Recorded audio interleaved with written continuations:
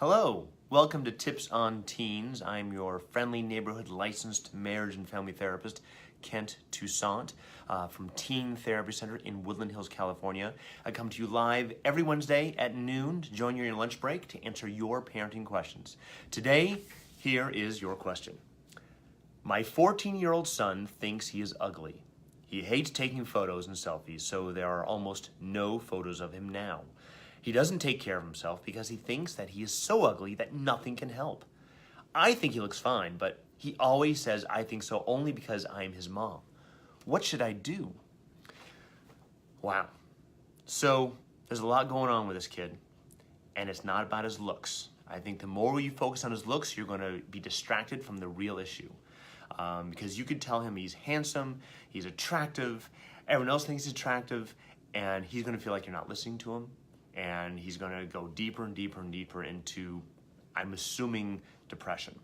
It sounds like that. And what I think is going on is this is how he sees himself. He sees himself as horrible, as ugly, as stupid, as worthless. And that's how he sees his exterior because that's how he sees his interior.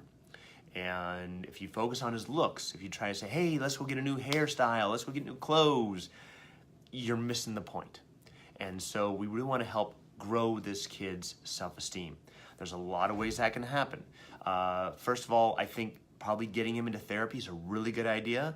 Not saying everyone needs to be in therapy because they don't need to be in therapy, but some people, it's a benefit. And I think this is a case where therapy could very well benefit him because if this continues to go further and further and further, it could, and again, I don't have a crystal ball, but it could end up into maladaptive coping strategies of, drugs, alcohol, suicidal ideation, what's having suicidal thoughts and considering that. Again, I'm not trying to play doomsday scenario, but these are possible red flags that we need to consider.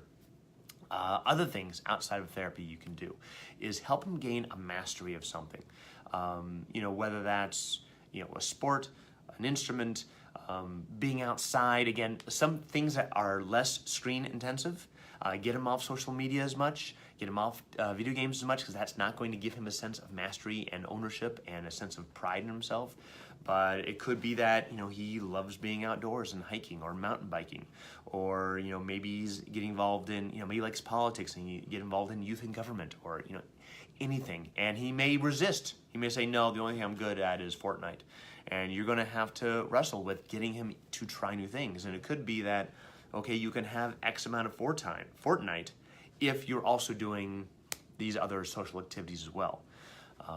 Again, not the perfect solution, but we got to do something to get him out of this rut. I'm also wondering, is he getting bullied? Is he seeing himself this way because he's being pressured and bullied by other kids in some way? So I think these are all things to be considered. Again, I think a therapist who specializes in working with teenagers is going to be a big benefit for this kid and this family to help them through this.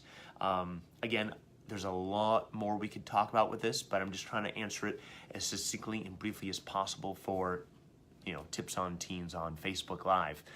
If you have more questions, you can always email us at tipsonteens@teentherapycenter.com or just message us right here directly at Facebook or Instagram or Twitter. Thanks again. We'll be here next week to answer your parenting questions. And again, my name is Kent Toussaint, and I will see you guys next week. Bye-bye.